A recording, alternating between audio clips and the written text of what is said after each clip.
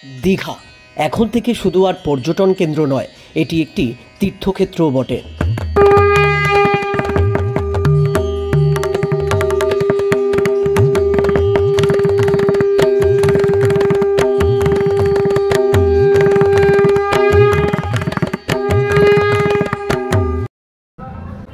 ভাগ্য এতটাই প্রসন্ন যে হয়তো ভগবান চেয়েছেন, যার জন্য দেখুন পরপর প্রথমে অন্ন পেলাম, তারপরে পরমান্ন, এখন আবার দেখুন। আর স্বাদটা এত সুন্দর। যারা ধ্বজা নামাচ্ছেন এবং ধ্বজা তুলছেন তাদের কিন্তু পুরী থেকে আনা হয়েছে। দীঘার জগন্নাথ ধাম তৈরি করতে পুরীর জগন্নাথ ধামকে অনেক ক্ষেত্রেই অনুকরণ করা হয়েছে। সবটা বলবো আপনাদের এবং একই সাথে পুরো মন্দির ঘুরিয়ে দেখাবো, তাই পুরো ভিডিওটা দেখতে হবে এবং সঙ্গে থাকতে হবে। শুভ অক্ষয় তৃতীয়ার দিন সকাল থেকে সন্ধে পর্যন্ত কি হলো মন্দিরে তা পুরোটাই দেখবেন আজকের ভিডিওতে। তবে চলুন শুরু করা যাক আজকের ভিডিও। নমস্কার বন্ধুরা, আপনারা দেখছেন ঘোরাপড়া চ্যানেলের নতুন একটি উপস্থাপন। সঙ্গে রয়েছি আমরা প্রভাত এবং লিটন। আজ শুভ অক্ষয় তৃতীয়া, আজ দীঘার জগন্নাথ দেবের দ্বার উদ্ঘাটনের দিন। আর আজকের দিনে আপনাদের পুরো জগন্নাথ ধাম ঘুরিয়ে দেখাবার চেষ্টা করব। আমাদের চ্যানেলের নতুন দর্শক হলে আপনাদের কাছে অনুরোধ, চ্যানেলটিকে সাবস্ক্রাইব করে পাশে থাকবেন। আর ভিডিওটা যদি ভালো লেগে থাকে অবশ্যই লাইক, কমেন্ট ও শেয়ার করবেন, আরও 5 জনকে দেখার সুযোগ করে দেবেন।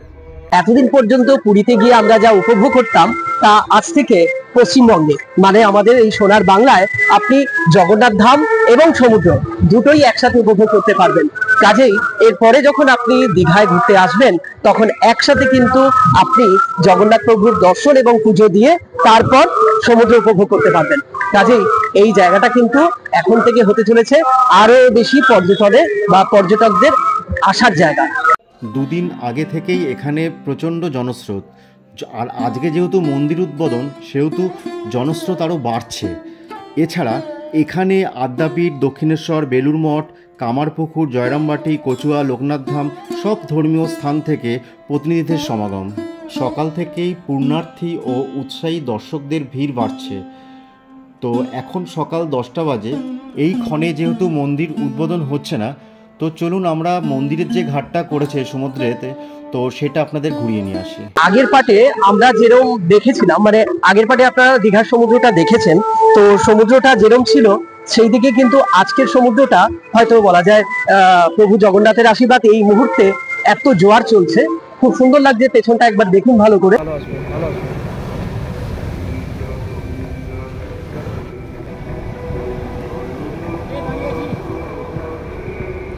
এটাও ভালো আসবে, এটাও ভালো আসবে।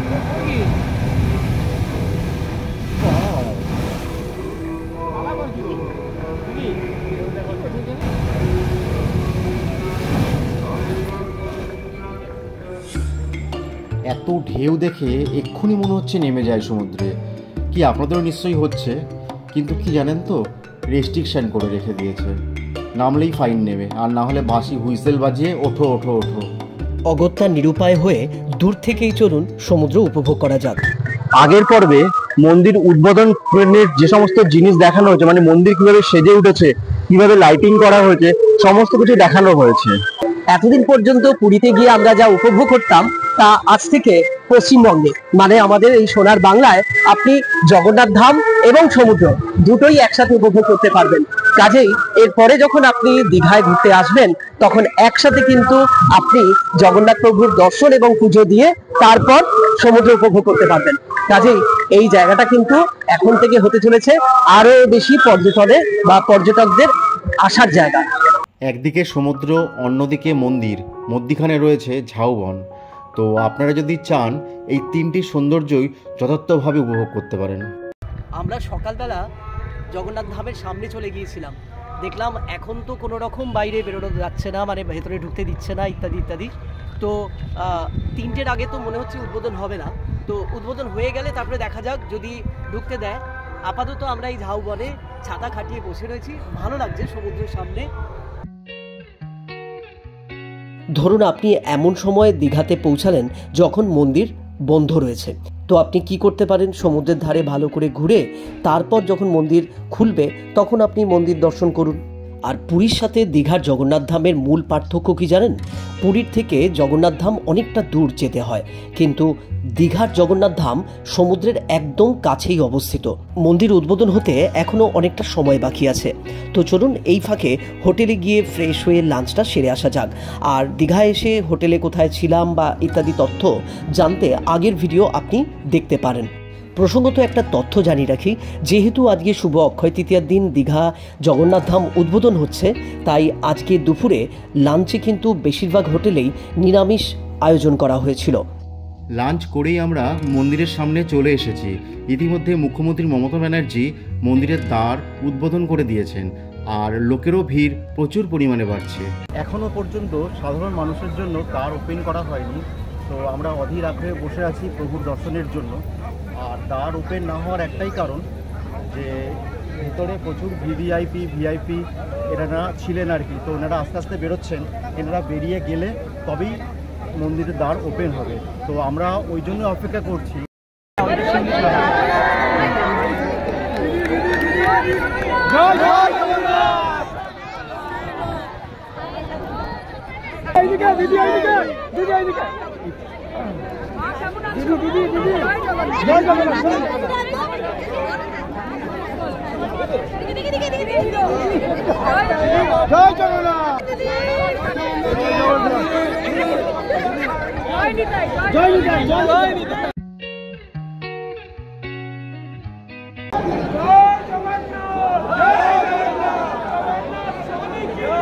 বেলা যত বাড়ছে তত জনস্রোত বাড়ছে। এরপরে যে দৃশ্য আপনাদের দেখাবো সন্ধ্যাবেলাকার, তো তখন দেখবেন যে মনে হবে দুর্গাপুজোর অষ্টমী। ঘড়িতে প্রায় 5টা বাজতে চললো, এখনো পর্যন্ত দ্বার উন্মুক্ত হয়নি সাধারণ মানুষের জন্য। তবে আমরা কিন্তু অপেক্ষা করব আপনাদের জন্য, কারণ আমরা যেমন ভেতরটা দেখব এবং চেষ্টা করব আপনাদের মন্দিরটা পুরো ভালো করে ঘুরিয়ে দেখাবার। তো ভিডিওটার সঙ্গে থাকতে হবে। কিন্তু এত জনসমাগম হয়েছে যে পুলিশ প্রশাসনকে খুব সুষ্ঠুভাবে সেই ভিড়টাকে ম্যানেজ করতে হচ্ছে। এবার সেই সময় চলে এসেছে যখন পুলিশ প্রশাসন আমাদের সকলের জন্য মন্দিরের দরজা খুলে দেবেন। তবে চলুন জয় জগন্নাথ বলে মন্দিরে প্রবেশ করা যাক। জয় জগন্নাথ। প্রথম দিন মন্দির উদ্বোধন হয়েছে, তো বুঝতেই পারছেন প্রচুর ভক্ত এসেছেন প্রভু শ্রী জগন্নাথের দর্শন এবং মন্দির দর্শন করতে। ভিডিওটা শ্যুট করার সময় একটু প্রবলেম হয়েছে ঠিকই, তবে যেভাবে ভিডিওটা দেখিয়েছি আশা করি আপনাদের ভালো লাগবে, কারণ আমরা একদম শুরু থেকে শেষ পর্যন্ত দেখাচ্ছি ভিডিওটি।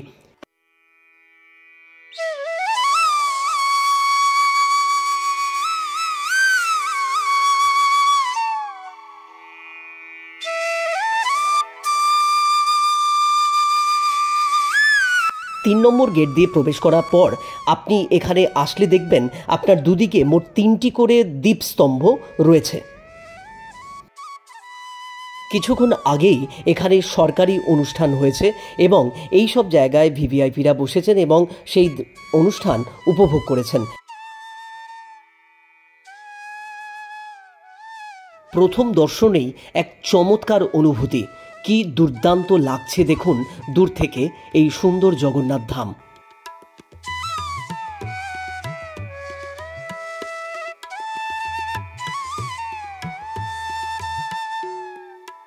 মন্দিরে প্রবেশের প্রথমেই এই সুউচ্চ লম্বা অরুণ স্তম্ভ এটি দেখছেন এখন।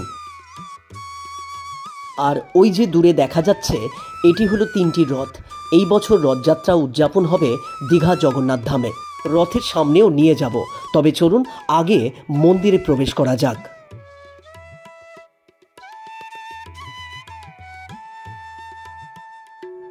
মন্দিরে প্রবেশ করা মাত্র আপনার ডান দিকে দেখবেন একটি সুন্দর জগন্নাথ মূর্তি রয়েছে।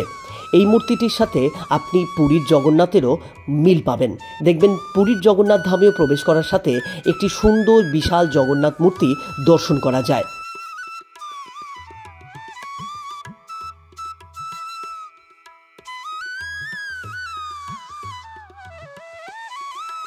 অসাধারণ এক চমৎকার দৃশ্য। পশ্চিমবঙ্গে এত বৃহৎ জগন্নাথ মন্দির সত্যি আর দ্বিতীয়টি নেই। এরপরে দেখবেন আপনার দুদিকে দুটি দিঘির মতো করা হয়েছে এবং সেখানে কিছু পদ্মফুল ফোটানো হয়েছে। দুদিকে দুটি জলাশয়কে কেন্দ্র করে জগন্নাথ ধামকে একটা আলাদা রূপ দেওয়া হয়েছে। তবে এখানে কিন্তু পুরীর জগন্নাথ ধাম আর দীঘা জগন্নাথ ধামের মধ্যে একটা ছোট্ট পার্থক্য ধরা পড়ল। এখন আমরা গর্ভগৃহের খুব কাছেই চলে এসেছি, আর যে মূর্তিটা এখন দেখতে পাচ্ছেন, বাসুকী নাগের ওপর বিষ্ণু অনন্ত শয্যায় রয়েছেন। পুরীর মন্দিরের আদল সম্পূরা ঘরানার তৈরি হয়েছে রাজস্থানের গোলাপি বেলে পাথর দিয়ে।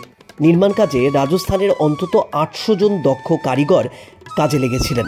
এইসব কারিগরদের অনেকেই আবার অযোধ্যার রাম মন্দির নির্মাণের সাথে যুক্ত ছিলেন।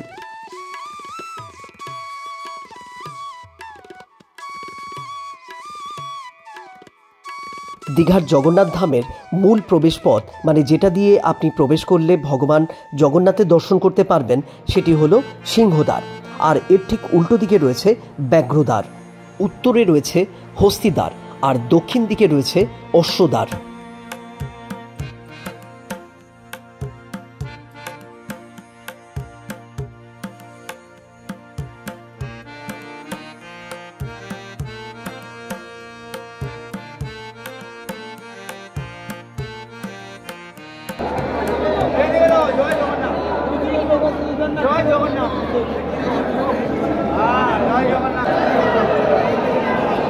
মূল মন্দিরে 4টি অংশ: ভোগ মণ্ডপ, নাট মন্দির, জগমোহন এবং গর্ভগৃহ। ভোগ মণ্ডপে 4টি দরজা রয়েছে। নাট মন্দিরটি দাঁড়িয়ে রয়েছে মোট 16টি স্তম্ভের ওপর। নাট মন্দিরের দেওয়ালে কালো পাথরের ছোট্ট ছোট্ট 10 অবতারের মূর্তিও তৈরি করা হয়েছে। ভোগ মণ্ডপ এবং নাট মন্দিরের মাঝে গরুর স্তম্ভ রয়েছে। 4টি স্তম্ভের ওপর দাঁড়িয়ে জগমোহন, আর জগমোহনের পরেই আছে গর্ভগৃহ। সিংহাসনে থাকবেন জগন্নাথ, বলরাম ও সুভদ্রার মূর্তি। পুরীর মতো দীঘার মন্দিরেও থাকছে লক্ষ্মী মন্দির। জগন্নাথের ভোগ রান্নার জন্য থাকছে আলাদা ভোগশালা। দীঘার ভোগ রান্না পুরীর মতন কাঠে হয় না। এখানে যেটা জানা যাচ্ছে যে এখানে ভোগ রান্না হয় গ্যাস ওভেনে, মানে আজকে যেটা হয়েছে 8টা এরকম গ্যাসের ওভেন আছে, ওই ওভেনেই ভোগ রান্না হয়েছে।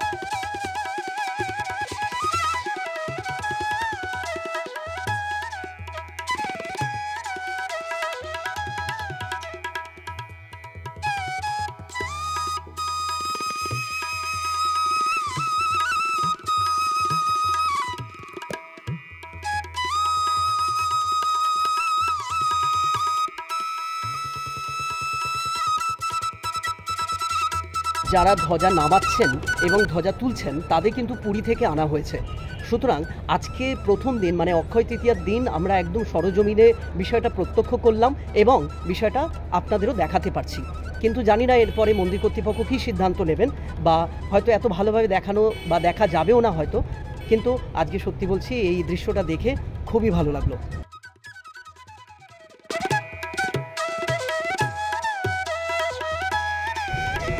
পুরীর জগন্নাথ ধামে যেরকম মানে বিকেলবেলা করে ধ্বজা চেঞ্জ করা হয়, পাল্টানো হয়, সেই রীতি মেনেই এখানেও দেখুন মানে কিছুক্ষণ আগেও পর্যন্ত ছিল, আবার নামছে ওনারা, তো এখানেও ওইভাবেই ধ্বজা চেঞ্জ করা হয়।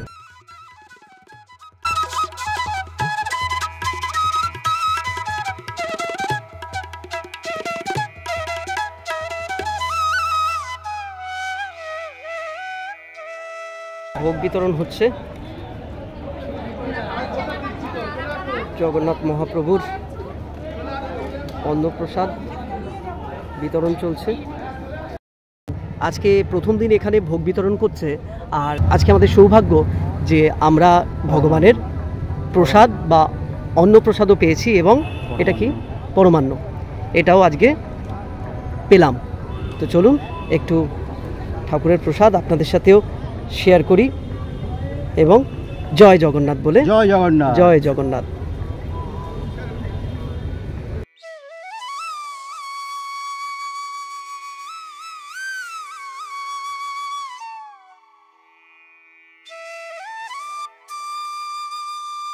ভাগ্য এতটাই প্রসন্ন যে হয়তো ভগবান চেয়েছেন, যার জন্য দেখুন পরপর প্রথমে অন্ন পেলাম, তারপরে পরমান্ন, এখন আবার দেখুন কি বলবো আর কি, মানে এটা সত্যি কথা, এটা পরম পাওনা। এবং এটা কিন্তু মানে আমি বলতে পারছি না যে আপনারা আসলে এরকম 3টি মানে ভোগ প্রসাদ পাবেন কিনা, তবে আজকে প্রথম দিন শুধু আমরা প্রসাদ পাচ্ছি তা নয়, আমাদের ভিডিওর মাধ্যমে কিন্তু আপনারাও প্রভুর দর্শন করছেন এবং তার সাথে সাথে মহাপ্রসাদও গ্রহণ করছেন ভার্চুয়ালি। প্রসাদ মাত্রই ভালো, কিন্তু এর একটা মাহাত্ম্যই আলাদা, এবং তার সাথে স্বাদটা বলো, আর স্বাদটা এত সুন্দর, এত সুন্দর, মানে আপনারা যদি পেতেন, মানে আপনারা ভার্চুয়ালি আমাদের সাথে প্রসাদ গ্রহণ করছেন কিন্তু স্বাদটা হয়তো উপভোগ করছেন না, কিন্তু আমরা যা বলছি বিশ্বাস করুন একটু বাড়িয়ে নয়, অসাধারণ এর স্বাদ, অসাধারণ।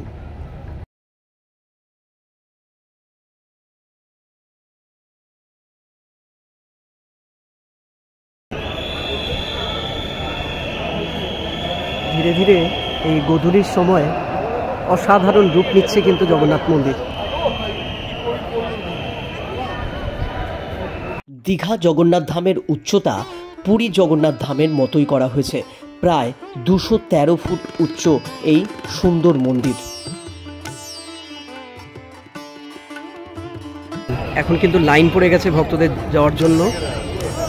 আমরা যখন এসেছিলাম তখন কিন্তু এতটা লাইন পড়েনি, তবে ভিড় হয়েছিল ভালোই।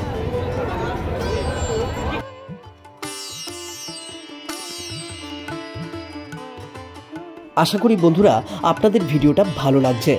পুরী জগন্নাথ ধাম তো আপনারা প্রায় দর্শন করেন, এবার থেকে দীঘা জগন্নাথ ধাম একটা আলাদা গন্তব্য হতে চলেছে। ভিডিওটা ভালো লাগলে অবশ্যই একটি লাইক করে দেবেন, কারণ আপনার একটি লাইক আমাদের এই ধরনের ভিডিও বানাতে আরও বেশি করে অনুপ্রাণিত করে। এই 3টি রথের কথা আপনাদের আগেই বলছিলাম এবং ভিডিওর শুরুতেই দেখিয়েছিলাম। তো এই 3টি রথ হলো এই বছর থেকে প্রতি বছর নিয়ম করে জগন্নাথ ধামে মানে দীঘা জগন্নাথ ধামে টানা হবে রথযাত্রা উপলক্ষে। তো যারা মনে করছেন যে রথযাত্রায় কোথায় যাবেন, তবে আপনাদের পরের গন্তব্য কিন্তু দীঘার জগন্নাথ ধাম হতে পারে।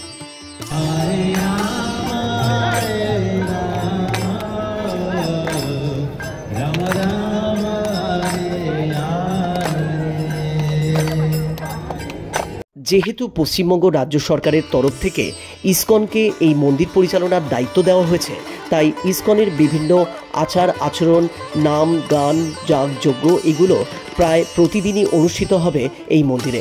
এখন যে দৃশ্যটি দেখছেন, এখানে প্রভু শ্রী জগন্নাথের প্রাণ প্রতিষ্ঠা হয়েছে এবং গতকাল মানে 29 তারিখ এখানে প্রায় 1 কোটি মন্ত্রোচ্চারণের মাধ্যমে বিশাল যাগযজ্ঞ হয়েছে।